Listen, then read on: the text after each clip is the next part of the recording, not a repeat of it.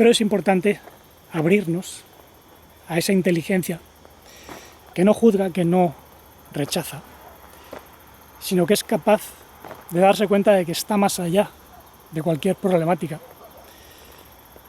porque es una luz que viene de más allá del mundo físico.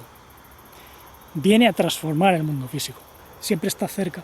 Los que estamos lejos somos nosotros con nuestros pensamientos negativos, nuestras críticas, juicios, impulsos de rechazo, de huida. Y esto es un círculo vicioso del cual es necesario salir por medio de la realización de la presencia en uno mismo.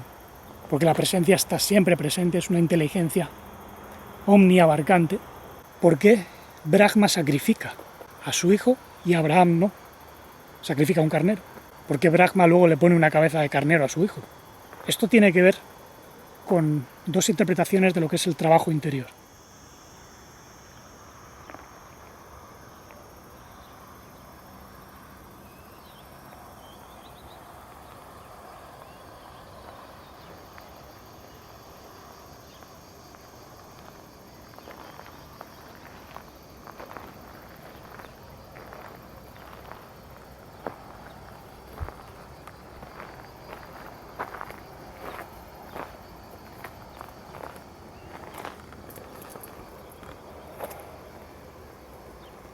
Bienvenidos nuevamente al espacio en armonía. Bueno, hoy sí que hace un calor impresionante, estoy sudando y no recuerdo un día tan caluroso. Sí que lo viví cuando estaba en Madrid ya hace muchos años, ¿no? Pero aquí en lo que es el monte no recuerdo haber vivido algo tan caluroso, ¿no? Y claro, se debe al pico solar. Hay un ciclo de 11 años y medio en el cual la actividad solar se va incrementando y esto, bueno, depende de cómo se viva, puede generar ya no solo olas de calor, sino también problemas de salud, mentales. Por eso hay tantos conflictos ahora. Si os dais cuenta, el planeta está al rojo vivo en términos de geopolítica, conflictos entre partidos, epidemias. Y claro, esto se debe a que el incremento de actividad solar de algún modo es una llamada, es un llamado a incrementar la conciencia, el trabajo interior, pero como la gente no lo hace, pues, digamos que la naturaleza mecánicamente golpea y te hace daño cuando no te proteges. De hecho, en el universo hay muchas energías que, aunque puedan ser naturales, son extremadamente violentas y agresivas. Hay medios en los cuales nosotros estamos totalmente fuera de lugar. Nuestro cuerpo humano no está totalmente adaptado a estas circunstancias. Pero por eso hay que desarrollar una energía o una fuerza interna que nos proteja contra todas estas inclemencias, radiaciones. Y para eso es necesario desarrollar la conciencia de la presencia, de la inteligencia, porque eso es lo que nos hace trascender incluso situaciones dolorosas. Fijaos, hace un rato, según estaba viendo dónde podía filmar, iba caminando y de repente impactó un insecto con mi oreja a toda velocidad. Me hizo un daño terrible. Al principio pensé que me podía haber picado, pero no. En principio no hay picadura. Está roja, me la vi con el móvil. Y sospecho que podía ser un saltamontes o algo más duro. Sí que he visto luego un insecto alargado, gris. Quizá no era un saltamontes, iba muy rápido desde luego. Me ha hecho pensar en los rods. No sé si habéis oído hablar de los rods, pero son como dardos que pasan muy rápidamente y hay gente que los ha filmado en entornos naturales, incluso en jardines. Y esto, claro, da que pensar qué son esas criaturas. enseguida he pensado en algo así. De hecho, se ha descubierto que hay una serie de seres plasmáticos en la atmósfera, que no están hechos de nada biológico o físico, ni siquiera electromagnético, sino de plasma. El plasma es un estado de la materia que está a caballo entre este mundo y el mundo que podemos decir transdimensional. Y no descarto que incluso en estos entornos pues haya algún tipo de insecto de ese orden que pueda impactar en nosotros o que pueda ejercer algún tipo de efecto. Pero bueno, dejando al margen estas reflexiones, me gustaría seguir con el tema de la presencia. De hecho, he visto que ha tenido una relativa buena acogida. Y es porque tiene mucho que ver con la liberación del sufrimiento, de nuestro dolor, de nuestros pesares. Y según me había impactado, por ejemplo, el insecto, el primer pensamiento ha dicho, me duele mucho la oreja, no quiero grabar. Pero he dicho, bueno, ¿qué más da, no?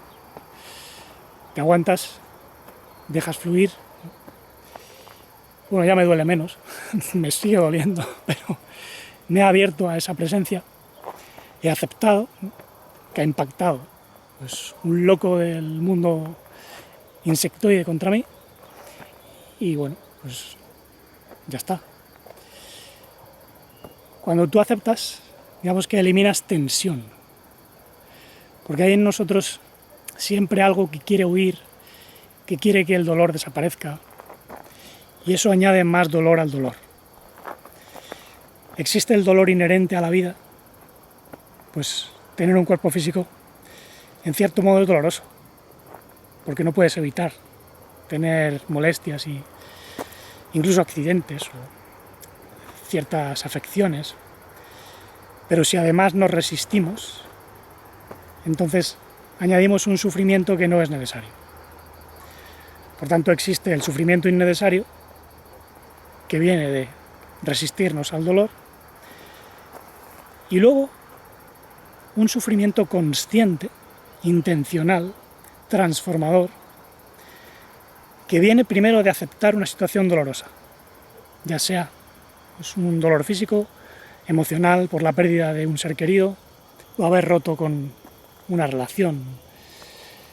Digamos que hay muchas situaciones que nos hacen vivir estrés emocional, pero es importante abrirnos a esa inteligencia que no juzga, que no rechaza, sino que es capaz de darse cuenta de que está más allá de cualquier problemática, porque es una luz que viene de más allá del mundo físico, viene a transformar el mundo físico. El otro día os decía, no la busquéis porque está aquí, no la persigáis porque está aquí. Incluso decir que está aquí nos puede confundir si pensamos que es algo o alguien. Es más que eso. Digamos que es un espacio o una esfera dentro de la cual entra todo, absolutamente todo. En la sabiduría hebrea se llama Atzilut, porque viene de Etzel, que es cerca, siempre está cerca. Los que estamos lejos somos nosotros con nuestros pensamientos negativos, nuestras críticas, juicios, impulsos de rechazo, de huida. Siempre queremos huir de lo que nos asusta, lo que nos duele, y es ahí donde nos metemos en nuevas ratoneras. Es una tragedia, ¿no?, cuando una persona, por ejemplo, pues tiene un malestar y desarrolla vicios para escapar de ese malestar, pero esos vicios le meten en nuevos malestares, incluso la ponen enferma. Lo hacemos con comida, con bebida. Hay gente que lo hace con tabaco o sexualidad, ¿no? Y esto es un círculo vicioso del cual es necesario salir por medio de la realización de la presencia en uno mismo. Porque la presencia está siempre presente, es una inteligencia omniabarcante que lee dentro, por eso se dice intus legere en latín, leer dentro, de ahí viene inteligentia, que no tiene nada que ver con lo que llaman inteligencia artificial. La inteligencia artificial no es inteligencia como tal, es, digamos, una serie de respuestas mecánicas para tratar de solucionar un problema. Es lo que vemos, por ejemplo, en las computadoras. Tienen unos algoritmos que responden a unos estímulos y se ponen a trabajar como una máquina. Entonces, en un tiempo finito pueden dar soluciones finitas. En cambio, la verdadera inteligencia de vida es una solución infinita, porque no tiene fin. Es inagotable, omniabarcante, hipertransformadora y también es meta conciencia. No es una conciencia mundana porque no pertenece al mundo, sino que trasciende el mundo, por tanto está meta, más allá, ¿no? Es una meta realización. Podemos estar aquí sin ser de aquí. Esa es la clave. Para ello debemos abrirnos a una consciencia más pura, más sutil, que respeta los silencios, que de algún modo comprende más allá, desde una misericordia o amor, respeta el medio, la naturaleza, comprendiendo que en la naturaleza hay algo caído.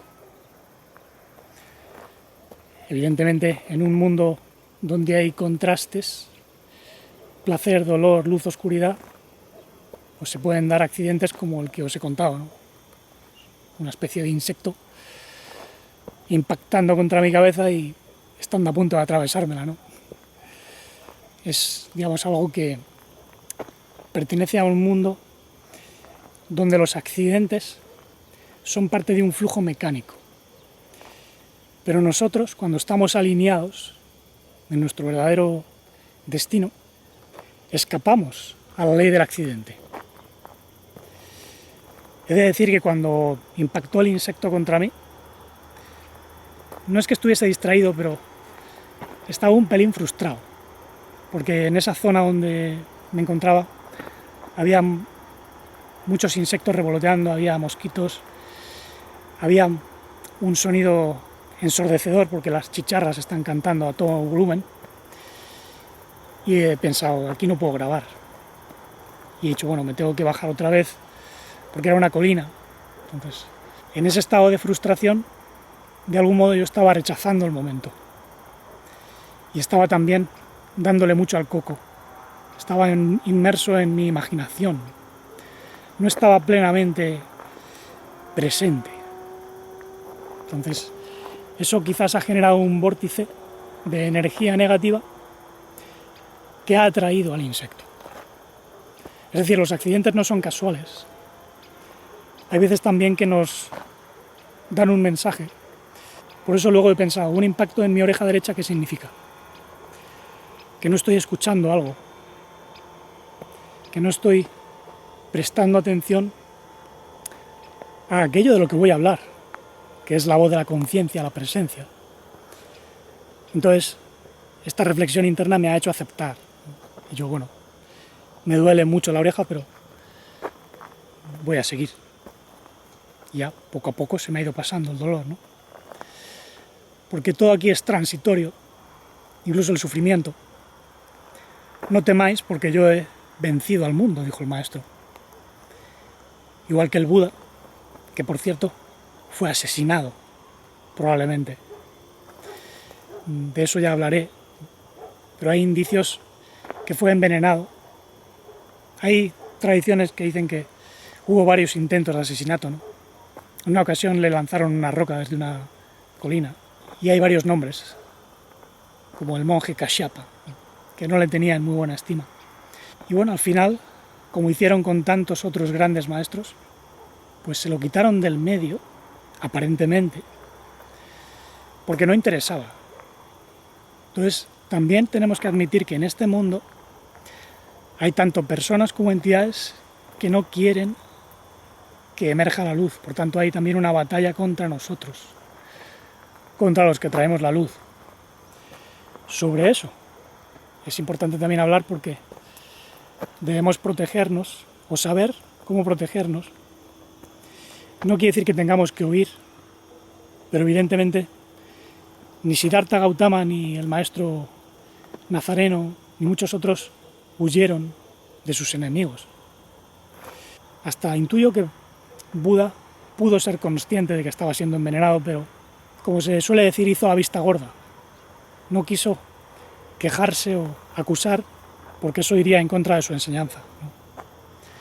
Él sabía que su ser estaba más allá de todo este mundo, entonces, como dijo también el maestro Nazareno, no temáis a los que matan el cuerpo físico, temed a los que pueden matar el alma, porque el alma que traemos, esa energía que viene de los astros y que de algún modo puede ser divinizada, también se puede corromper y puede morir. Morir en el sentido de que ya pierde su conciencia, porque se llena de dolor, de pesar y se desconecta de aquello que la transforma. Entonces es necesario vivir la presencia para divinizar la experiencia.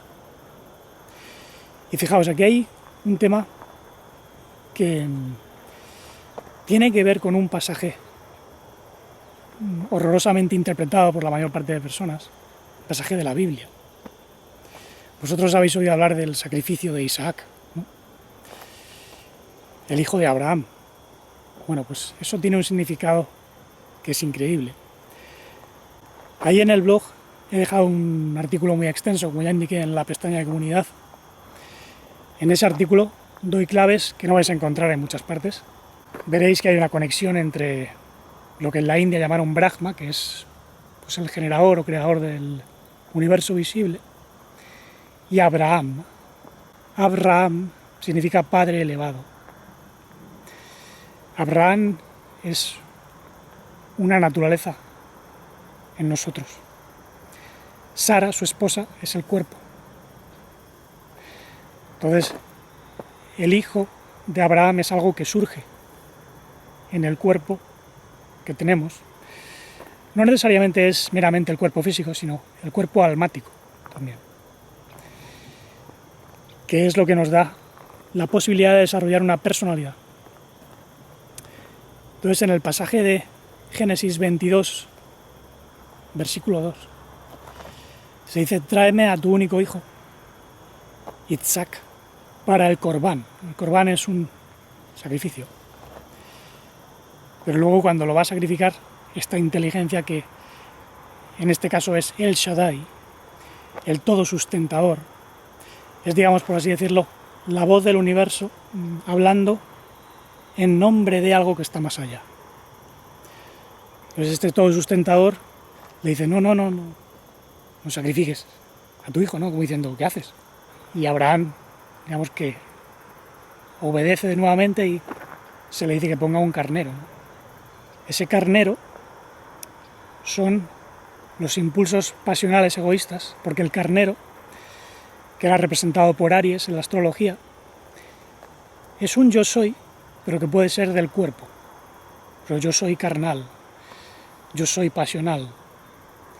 Entonces eso es lo que hay que sacrificar. Pero no hay que sacrificarse plenamente o totalmente. Tenemos un lado izquierdo que es nuestro cuerpo, nuestra personalidad carnal, psicofísica, pero que no tiene que sacrificarse como Abraham quería al principio. Porque eso es lo que han hecho muchas enseñanzas que han malinterpretado el trabajo espiritual. Entonces ese pasaje es increíble, pero si lo leéis con una mente carnal, embrutecida por la religión exterior, no vais a entender nada.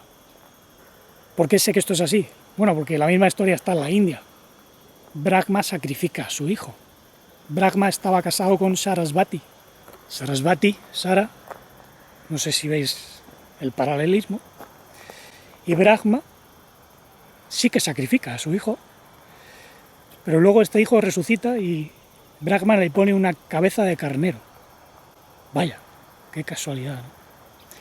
Entonces, ¿qué significa ¿por qué Brahma sacrifica a su hijo y Abraham no? Sacrifica un carnero. ¿Por qué Brahma luego le pone una cabeza de carnero a su hijo? Esto tiene que ver con dos interpretaciones de lo que es el trabajo interior.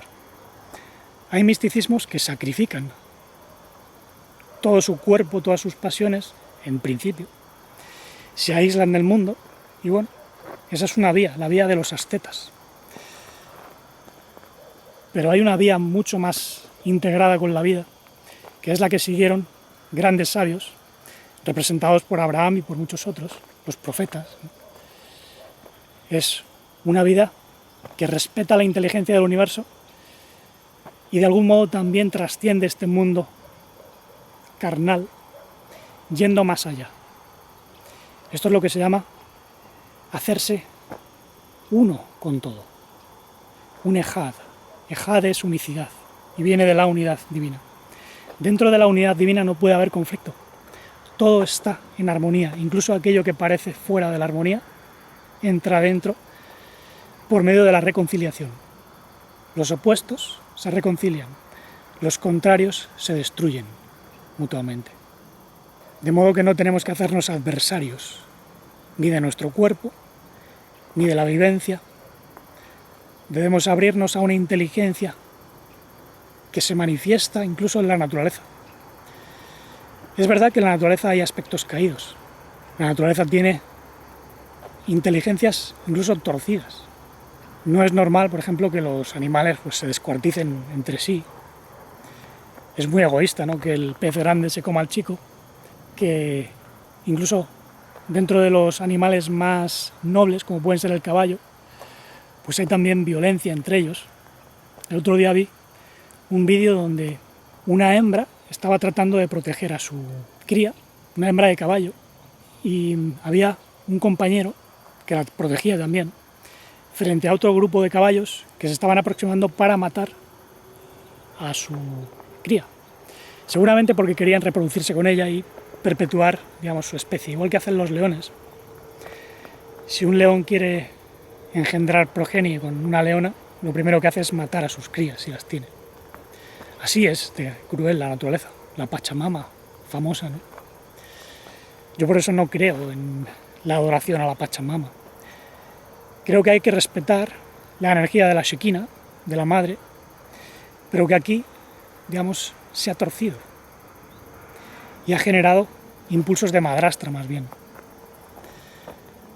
Entonces, cuidado con la Pachamama porque es madrastra y solo te ayuda cuando tú la ayudas a liberarse. Esto no quiere decir que tengamos que adorarla, ¿no? Hay una diferencia muy grande. Y pienso precisamente que ese es el significado de las enseñanzas primeras que comenzaron a traer los profetas como Abraham, que, como digo ahí en el artículo, seguramente era un descendiente de los primeros sabios supervivientes de la Atlántida, porque Abraham descendía de Shem. Los Shemitas eran los que tenían el contacto con el nombre divino, la conciencia divina. Entonces de Shem derivaron una serie de linajes, igual que derivaron otros linajes de Ham y Jafet, los otros dos hijos de Noé, que son grupos de almas. De hecho, los Shemitas son neumáticos, tienen un contacto con su espíritu divino. Los Jafetianos tienen un contacto con Ruach, su espíritu emocional. Y los Hamitianos, los que descienden de Ham, tienen un contacto con su Nefesh, con su alma vital. Esos son los que trabajaron mucho en Egipto, la alquimia del cuerpo, por ejemplo. Pero digamos que lo importante es unificar todos los centros, todos los aspectos del alma, y para ello se requiere un tipo de ciencia mayor, incluso que la que transmitieron Abraham, Isaac y Jacob, que son también tres tipos de alma. De hecho, se dice que Abraham representa la esfera de Gesed, la misericordia. Es un alma que comienza a tener misericordia por los humanos, por eso trae sabiduría, se convierte en el padre de la fe, en el padre de un linaje de seres espirituales aquí en la Tierra, que están por toda la Tierra. No creáis que simplemente son los que se llaman judíos, no es así. Dentro del judaísmo hay mucha superstición. En realidad, Abraham representa esos linajes de los cuales descienden humanos con una conciencia hacia aquello que trasciende este universo físico. Isaac sería su lado más restrictivo, Geburá, la fuerza, la disciplina. Hay enseñanzas que ponen énfasis en el lado izquierdo, los rituales, la mortificación. Y si bien es cierto hay que tener cierta disciplina, tampoco hay que pasarse. Por eso la religión exterior cae en el error de sacrificar las pasiones a lo bestia, ¿no? Mortificarse por medio de ayunos sin comprender, por medio de ofrendas en altares, ¿no? Incluso sacrificios de animales. Eso llegaron a hacerlo.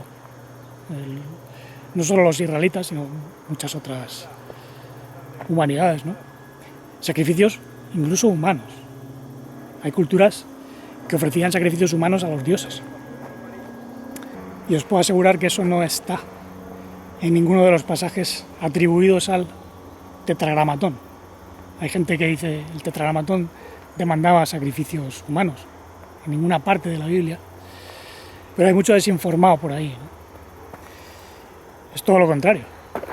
Ahí el tetragramatón siempre dice es misericordia y rectitud, lo que quiero, ¿no?